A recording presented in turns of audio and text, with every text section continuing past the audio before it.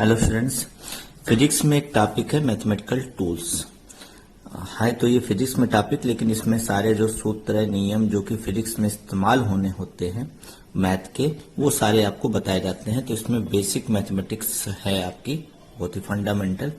तो इसको तो आप गणित में पढ़ेंगे ही पढ़ेंगे, मैथमेटिक्स में पढ़ेंगे ही पढ़ेंगे, बट मैथमेटिक्स में तो क्रम से पढ़ाया जाता है, इस वजह से ये चैप्टर हो सकता है बाद में पढ़ें, लेकिन आपको फिजिक्स में इसकी जरूरत पहले पड़ सकती है। तो इसलिए फिजिक्स में ये चैप्टर अलग से रख दिया गया है मैथमेटिकल टूल्स नाम से।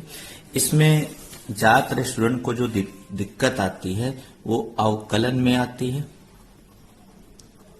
अवकलन मतलब डिफरेंशिएशन। तो पहले हम लोग यही पढ़ते हैं, डिफरेंशिएशन क्या होता है। अवकलन समाकलन यानी कि डिफरेंशिएशन और इंटीग्रेशन में ही ज्यादा समस्या आती है, बाकी तो इसमें बाइनोमियल थ्योरम भी है गुणनखंड करना, फैक्टर करना, तो आप खैर हाई स्कूल में पढ़े ही हैं। तो डिफरेंशिएशन क्या होता है, देखिए दो प्रकार की क्वांटिटी होती हैं मैथमेटिक्स में, एज्यूम की जाती हैं। एक इंडिपेंडेंट क्वांटिटी यानी कि स्वतंत्र चर, और एक डिपेंडेंट क्वांटिटी यानी कि परतंत्र चर। तो x की वैल्यू में अगर हम चेंज करते हैं तो y की वैल्यू में ऑटोमेटिकली क्या होता है, चेंज। जैसे आपने छोटी क्लासों में पढ़ा होगा कि अगर कोई इक्वेशन, कोई समीकरण दिया है इस तरह, तो अगर मैं x की वैल्यू में बदलाव करूं, जैसे x की वैल्यू 1 रखूं तो y की वैल्यू कुछ और आएगी, x की वैल्यू 2 रखूं तो y की वैल्यू कुछ और आ जाएगी। तो आप देखेंगे जैसे जैसे x की वैल्यू में बदलाव होता है वैसे वैसे y की वैल्यू में भी बदलाव होता है। तो डिफरेंशिएशन इस बदलाव, इस चेंज को ही मेजर करता है एक प्रकार से। इसको rate of change of derivative भी बोलते हैं, या डेरिवेटिव इंग्लिश में केवल बोला जाता है। तो अवकलन डिफरेंशिएशन को बहुत मैं डीप में नहीं जा रहा हूं, मैं केवल फंडामेंटल ही आपको बता रहा हूं कि डिफरेंशिएशन को हम लोग प्रदर्शित करते हैं dy by d s. Differentiation में यही चीज निकाली जाती है, dy बाय डी एस की वैल्यू। इसको हम लोग बोलते हैं अवकलन गुणांक, अवकल गुणांक, डिफरेंशियल कोफिशिएंट के नाम से पुकारा जाता है ये। और डिफरेंशियल कोफिशिएंट की वैल्यू निकालने का जो प्रोसीजर होता है उसी को हम लोग डिफरेंशिएशन बोलते हैं, यानी कि अवकलन बोलते हैं। तो इसी की वैल्यू आपको निकालनी होती है। तो जब भी आप डिफरेंशिएशन कर रहे होते हैं तो उसमें यही वाला साइन लगा होता है, y की वैल्यू जो क्वेश्चन में दी गई होती है। जैसे मान लीजिए कि अगर y कांस्टेंट है, y अचर है, और आपने ये अवकलन यानी कि डिफरेंशिएशन निकालना है, तो मैं अब y को यहाँ इग्नोर कर दे रहा हूँ, y की जो वैल्यू होगी केवल वही लिखूंगा, यानी कि मैं केवल इंडिपेंडेंट क्वांटिटी यानी कि स्वतंत्र चर को ही लिखूंगा।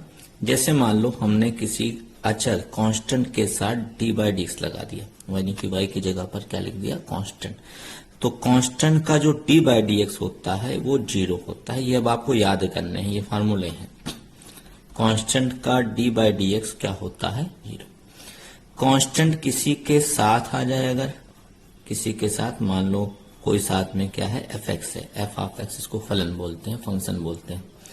तो कांस्टेंट का डेरिवेटिव आप नहीं निकालेंगे, यानी कि इस वक्त ये 0 नहीं होगा।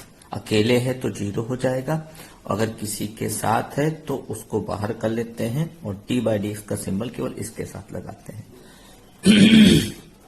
और देखिएगा डी बाई डी एक्स का सबसे ज्यादा इस्तेमाल होने वाला फॉर्मूला ये है।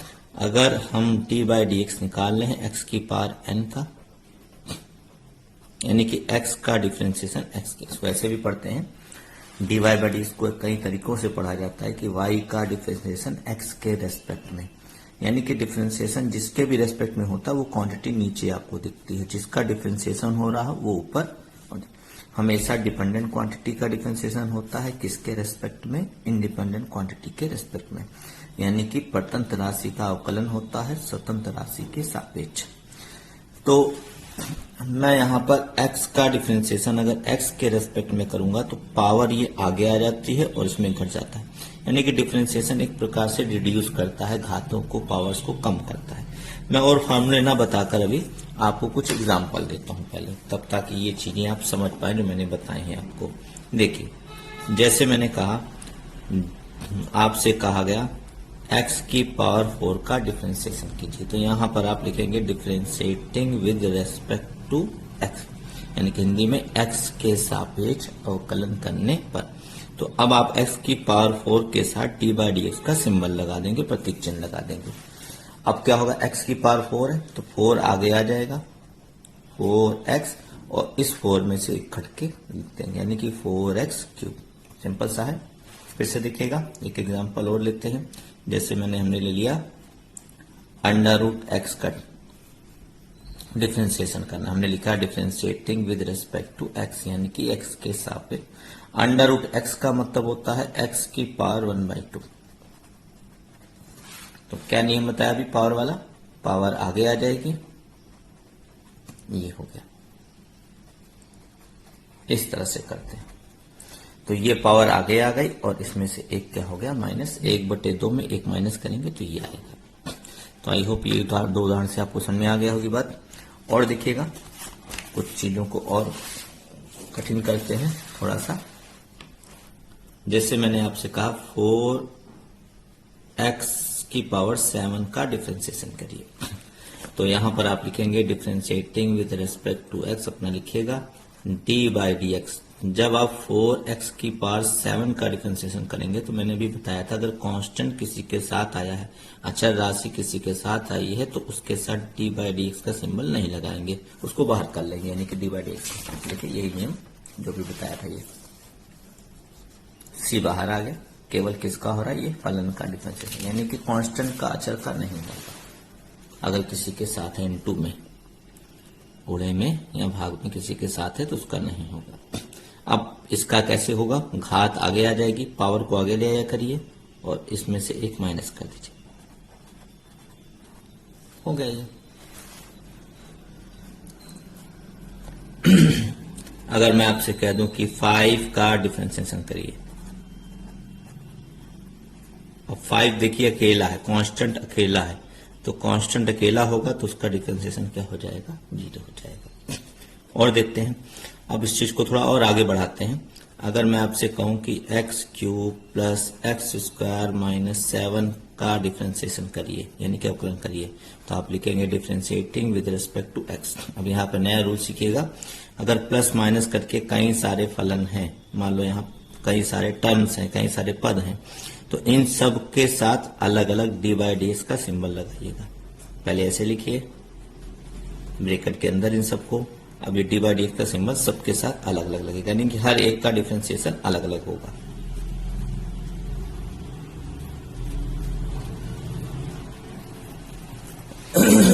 x³ का क्या हो जाएगा, पावर आगे आ जाएगी, ये देखिए पावर आगे आके इसमें माइनस, ये अचर है, कांस्टेंट अकेले है, तो इसका डिफरेंशिएशन 0 कर दीजिए, ये बच गया 2x। और देखिएगा example 7/x³ + 2x² minus ABC ऐसे लिख दिया कुछ भी, differentiating with respect to x। अब देखिए सबके साथ d/dx लगाएंगे, पहले ब्रैकेट में लिखिए ऐसे,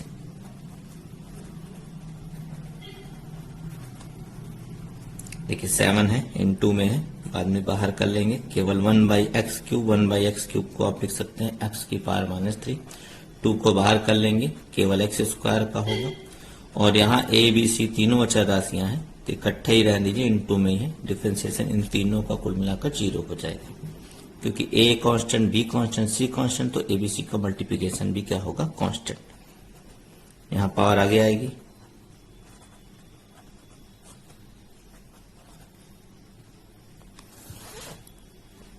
यहाँ भी पावर आगे आएगी, और ये 0 हो जाएगा, ये 7×21। तो ये बहुत ही हल्के जो सरल क्वेश्चंस होते हैं वो मैंने भी आपको लगा के दिखाए, बेसिक एकदम, और केवल ये बीजगणित यानी कि अलजेब्रा पर आधारित क्वेश्चन थे।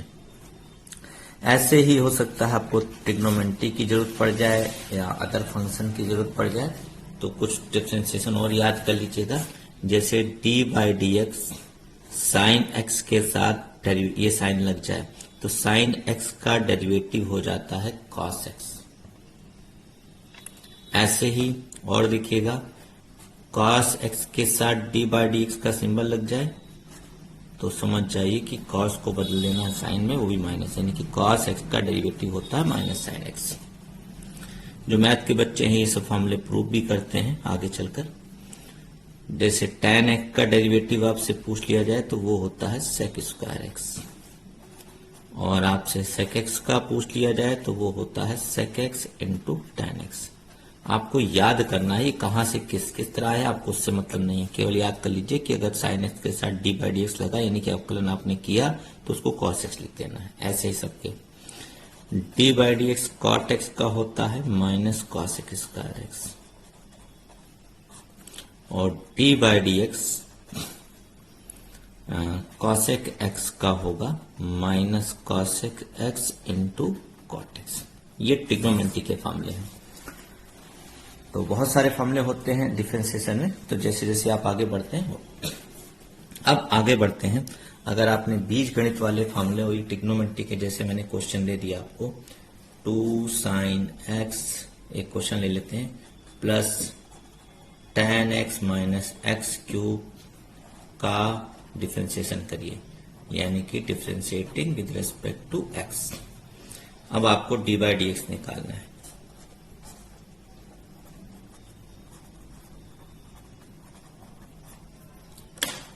इसका d बाई डी एक्स निकालना है आपको, तो सबके साथ d बाई डी एक्स का सिंबल अलग लगेगा। कांस्टेंट को आप डायरेक्टली बाहर कर सकते हैं, अच्छा राशि किसी के साथ है तो उसका डिफरेंशिएशन नहीं होता है, ये भी मैंने बताया था।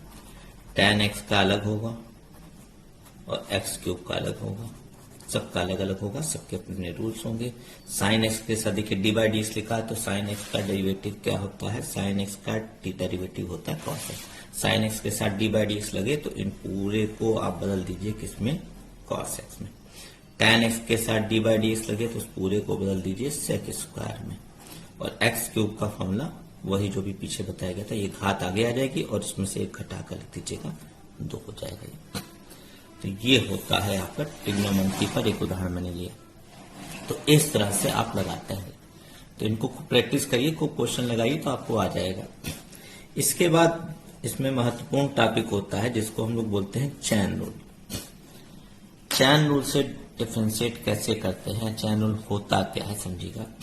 देखिए अभी हम लोगों ने पढ़ा कि d by D x sine x का फॉर्मूला हमारा cos x होता है। अभी ऊपर पढ़ा गया कि sin x का डेरिवेटिव क्या होता है, cos x। वैसे तो ये चैन रूल बहुत बाद में पढ़ाया जाता है ताकि खूब सारी आप प्रैक्टिस कर ले तब इसको लगाएं। तो मेरी सलाह यही होगी कि चैन रूल अगर शुरू में ना समझ में आए तो कल ये जो क्वेश्चन ऊपर लगाए गए हैं इस टाइप के क्वेश्चन अदर बुक्स में, अगर आपके पास मैथ की बुक किसी के पास रखी हो तो 11th की, उसमें आपको मिल जाएंगे ये क्वेश्चन। तो आप इनको खूब अभ्यास करिए तब चैन रूल समझिए तो आपको इजी लगेगा। मैं कोशिश करता हूं समझाने की। जैसे d by D x sine x का डेरिवेटिव होता है cos x, लेकिन अगर मैं इसमें थोड़ा सा चेंज कर दूं, जैसे साइन x न लिखकर साइन एक्स क्यूब कर दूं, अब आपसे कहूं डेरिवेटिव निकालो तो कैसे निकालेंगे, क्योंकि हम तो फॉर्मूला साइन x का जानते हैं, जबकि यहां पर x के स्थान पर क्या इस्तेमाल कर दिया गया, एक्स क्यूब। तो यहीं पर चैन रूल लगता है। ये कंपोजिट फंक्शन कहलाते हैं, यानी कि संयोजित फलन, यानी कि इसके में फलन के अंदर एक फलन आ जाता है, फंक्शन के अंदर एक फंक्शन आ गया, साइन के अंदर एक्स क्यूब हो गया। तो इसका रूल ये होता है, इमेजिन करो कि ये एक्स क्यूब, वो जबानी वाला तरीका बता रहे हैं, आप इसको एक्स क्यूब को एक्स इमेजिन कर लो, कल्पना करो कि ये एक्स लिखा है, तो आपको ये फॉर्मूला दिख जाएगा। देखिए साइन एक्स दिख गया फॉर्मूला, इसको एक्स मान लीजिए, कल्पना मन में कर लीजिए साइन एक्स। तो साइन एक्स का डेरिवेटिव क्या होता है, cos x, हमने लिख दिया। लेकिन जिसको हमने एक्स इमेजिन किया वो एक्स तो है नहीं, कल्पना की है उसको। जिसको एक्स इमेजिन किया है उसमें यहाँ पे इंटू का साइन लगाइए और उसका भी क्या दिखा दीजिए आप, डेरिवेटिव, यानी कि पहले मेन फंक्शन का डेरिवेटिव, फिर उसके अंदर जो फंक्शन है उसका भी डेरिवेटिव। तो नाम ही है चैन रूल, यानी कि श्रृंखला नियम। श्रृंखला नियम यानी कि जिसमें एक श्रृंखला जुड़ती है, यानी कि एक डेरिवेटिव के साथ इनटू में दूसरा डेरिवेटिव आ जाता है। तो पहले मेन फंक्शन का डेरिवेटिव, उसके बाद उसके अंदर जो फंक्शन होता है उसका। तो ये होता है चैन रूल। हाँ, कठिन नहीं होता, थोड़ा अभ्यास की जरूरत होती है इसमें। जैसे आपसे कहें कि आप 2x + 4 की पावर 7 का डेरिवेटिव निकालो, अब कैसे निकालेंगे, हमने यहाँ पे डी बाई डी लिख दिया। हम जानते 2x प्लस 5 कर लेते हैं, आपको लगेगा 2 कॉमन ले सकते हैं तो मैं 5 कर दे रहा हूँ कॉमन, ताकि अपना लें, उसकी जरूरत नहीं है यहाँ पर फैक्टर करने की। या तो आप पावर 7 को लेकर सॉल्व करें बाइनोमियल थ्योरम दीपक प्रमेय की मदद से, तो लंबा तरीका हो जाएगा। तो देखिए इसका तो कोई फॉर्मूला होता नहीं डायरेक्टली, फॉर्मूला तो मैंने आपको किसका बताया है, x की पावर n का। x की पावर n का डेरिवेटिव होता है nx की पावर n माइनस 1। तो वही चीज यहाँ पे करनी है। इसको इमेजिन कर लो ये x है, सपोज कर लो ये क्या लिखा है पूरा x, तो x की पावर n यानी कि x की पावर 7 आपको दिखने लगेगा। ये x की पावर 7 का डेरिवेटिव हो जाएगा 7x, ऐसे पावर घात आगे आती है, पावर आगे आएगी और इसमें से एक माइनस हो जाएगा 6, और जिस यहाँ पे इनटू का साइन लगाएंगे, जिसको आपने x मान लिया है उसका भी डेरिवेटिव दिखा दीजिए, ये 2x प्लस 5।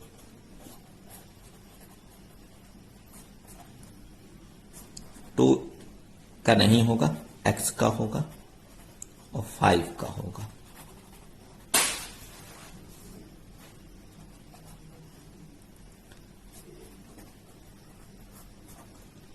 तो x का डेरिवेटिव 1 हो जाएगा, क्योंकि x की पावर 1 होती है, तो डेरिवेटिव करेंगे nx की पावर n माइनस 1, तो x की पावर 0 आ जाएगा, यानी कि 1 आ जाएगा। और 5 कांस्टेंट 0 है, और ये हो जाएगा 7 दूनी 14, बाकी ऐसे उतार दीजिएगा। इस तरह से चैन रूल का डेरिवेटिव आप निकालते हैं।